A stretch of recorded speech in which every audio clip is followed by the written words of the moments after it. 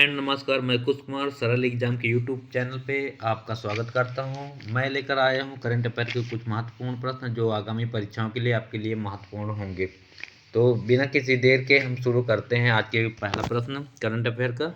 और जो भी मेरे नए दोस्त इसमें शामिल हुए हैं या जुड़े हुए मेरे चैनल से, कृपया इस चैनल को ज़्यादा से ज़्यादा सब्सक्राइब कर लें और क्लास को देखने के बाद सभी लोग लाइक करना ना भूलें। शुरू करते हैं आज तक का पहला प्रश्न। प्रश्न नंबर 1 है, पहला, राष्ट्रीय पुस्तक दिवस कब मनाया जाता है? आंसर है 7 अप्रैल, बी ऑप्शन 8 अप्रैल, सी है 6 अप्रैल और डी 3 अप्रैल। तो जो राष्ट्रीय पुस्तक दिवस है ये मनाया जाता है 6 अप्रैल को। इसका राइट आंसर होगा 6। तो इसके विशेष व्याख्या देख लेते हैं। यह दिन पुस्तकालयों के महत्व को रेखांकित करने के साथ साथ उन अनगिनत कहानियों, विचारों और ज्ञान के भंडारों का उत्सव भी है जो पीढ़ियों से इनमें संजोए रखे हुए हैं। तो इसका जो राइट आंसर होगा सी ऑप्शन होगा 6 अप्रैल। अगला प्रश्न है हमारा, हाल ही में खबरों में रहे सन्नत बुद्धिस्ट साइट किस राज्य से संबंधित है?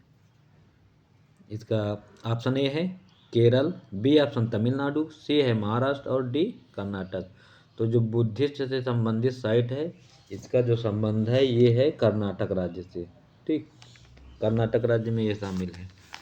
इसके बारे में बात कर लें, 1990 के दशक में एएसआई की खुदाई में खोजा गया यह सन्नति बौद्ध स्थल 2022 में पुनः स्थापित परियोजना की उपेक्षा का शिकार रहा है। कर्नाटक के कालाबुरागी के कनगनहल्ली के पास भीमा नदी के किनारे स्थित है। यह चंदला परमेश्वरी मंदिर के लिए भी प्रसिद्ध है। उल्लेखनीय खोजों में 3री शताब्दी ईसा पूर्व में 3 चरणों में निहित महास्तूप शामिल है। और सीएम की बात करें, यहाँ के सीएम है सिद्धारमैया है। ठीक, सिद्धारमैया यहाँ के सीएम हैं। और यहाँ के राज्यपाल हैं, गवर्नर की बात करें तो थावरचंद गहलोत यहाँ के राज्यपाल हैं। ठीक, अगला प्रश्न है हमारा,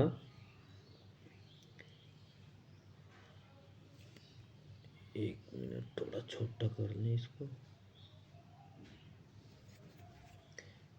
प्रश्न है हमारा, आरबीआई ने किस वित्तीय वर्ष के लिए उपभोक्ता मूल्य सूचकांक मुद्रास्फीति कितने प्रतिशत रहने का अनुमान लगाया? ऑप्शन ए 4.5%, बी है 7.2%, सी है 5.6 और डी है 3.4।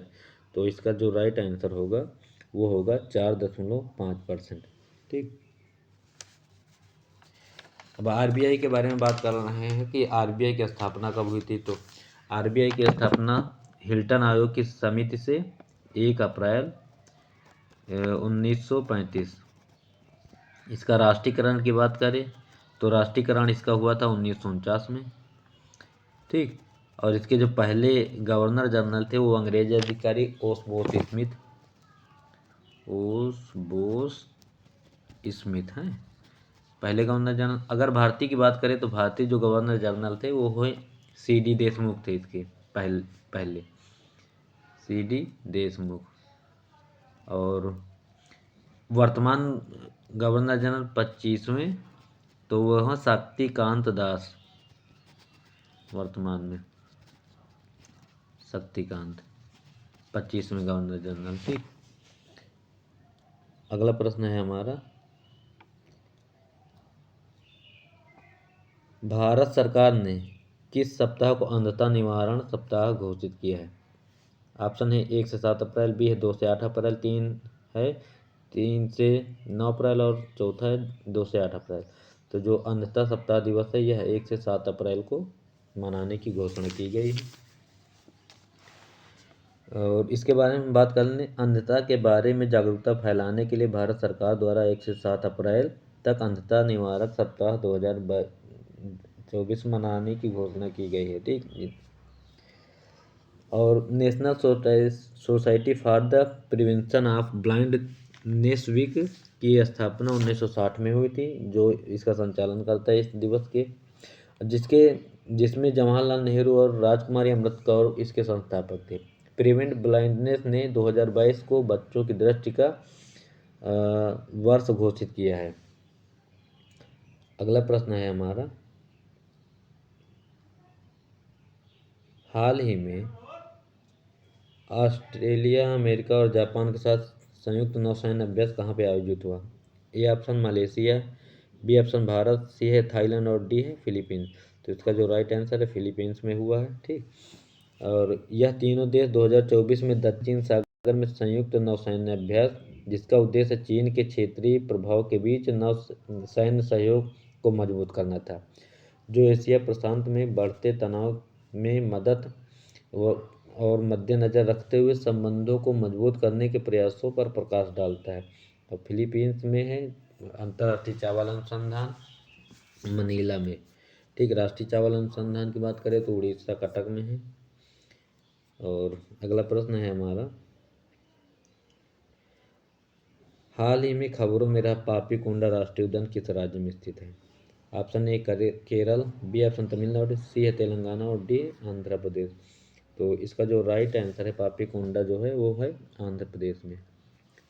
ठीक, आंध्र प्रदेश सरकार तकनीकी सहायता प्राप्त करने पापीकोंडा राष्ट्रीय उद्यान में जंगल की आग के लिए उपाय खोज रही है। पूर्वी घाट में स्थित पापीकोंडा राष्ट्रीय उद्यान उच्च वर्षा के लिए महत्वपूर्ण स्थान रखता है। यह गोदावरी नदी के किनारे अवस्थित है। इसकी स्थापना की बात करें तो 1978 में इसकी स्थापना हुई थी।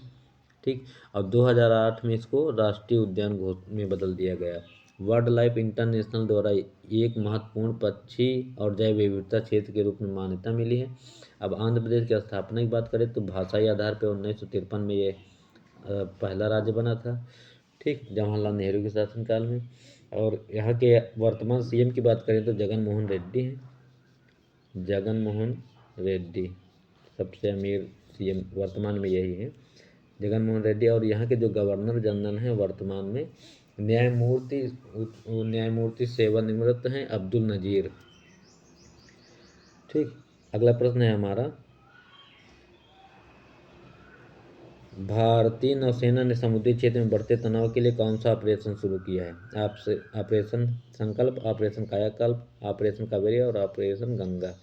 तो इसका जो राइट आंसर है ऑपरेशन संकल्प है। ठीक, अब नौसेना के बारे में बात करें तो इसकी स्थापना हुई थी 26 जनवरी 1950 को।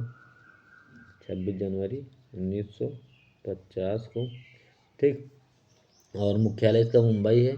वर्तमान में इसके अध्यक्ष जो हैं आर हरि कुमार हैं, नौसेना के आर हरि कुमार 25वें नंबर के हैं। ठीक, इन्होंने, और बात करें कि नौसेना की स्थापना सबसे पहले किसने की तो छत्रपति शिवाजी महाराज ने 17वीं सदी में युद्ध और रणनीति में उनके दूरदर्शी योगदान के कारण भारतीय नौसेना के जनक के रूप में उनको जाना जाता है। अब नौसेना दिवस की हम बात करें, नौसेना दिवस मनाया जाता है 4 दिसंबर को नौसेना दिवस होता है, 8 अक्टूबर एयरफोर्स और 15 जनवरी थल सेना। ठीक, 15 थल है।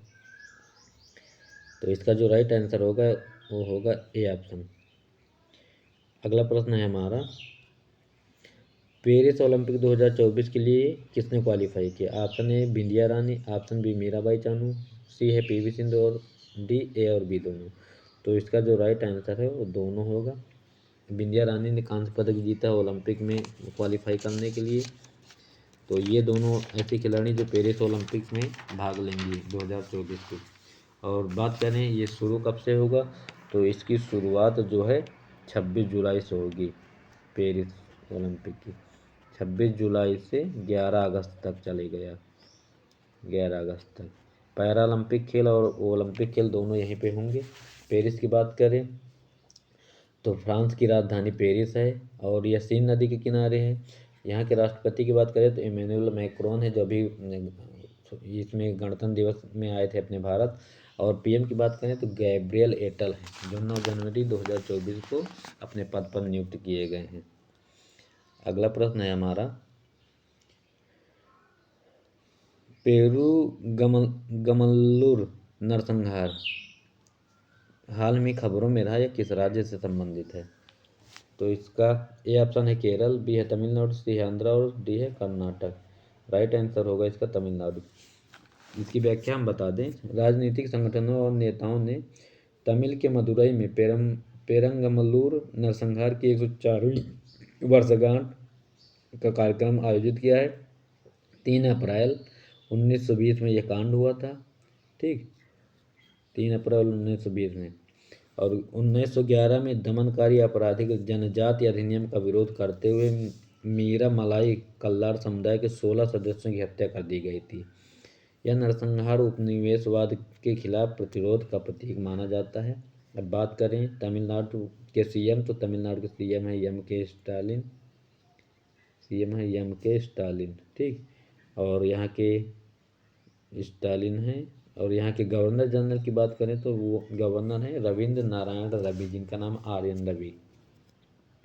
अगला प्रश्न है हमारा, प्रश्न है व्यापार करने की दृष्टि से दुनिया का सबसे अच्छी जगह कौन है? तो उत्तर है, ए ऑप्शन है अमेरिका, बी ऑप्शन है पेरिस, सी है भारत और डी सिंगापुर। तो सबसे अच्छी जगह व्यापार की दृष्टि से सिंगापुर को माना जाता है। ठीक, इसका राइट आंसर होगा डी ऑप्शन। और बात करें कि ये जो न्यूज़ है ये जारी कौन करता है, तो EIU, जिसका फुल फॉर्म है इकोनॉमिस्ट इंटेलिजेंस यूनिट। ठीक, इसकी स्थापना की अगर बात करें तो 1946 में इसकी स्थापना हुई थी। सही आंसर इसका डी होगा। तो ये थे हमारे आज के महत्वपूर्ण प्रश्न। उम्मीद है कि आपको अच्छा लगा होगा यह वीडियो। और सभी दोस्तों से मेरा निवेदन है कि इस वीडियो को ज़्यादा से ज़्यादा लोगों तक पहुंचाएं। और जो भी मेरे नए कैंडिडेट्स रोज़ जुड़ते हैं वो कृपया चैनल को सब्सक्राइब कर लें और क्लास देखने के बाद इसको लाइक करना ना भूलें। अगली क्लास का वीडियो हमारा मिलेगा दोपहर के बाद। तब तक के लिए नमस्कार, धन्यवाद, थैंक्स। खुश रहो, पढ़ते रहो, मस्त रहो, बाय।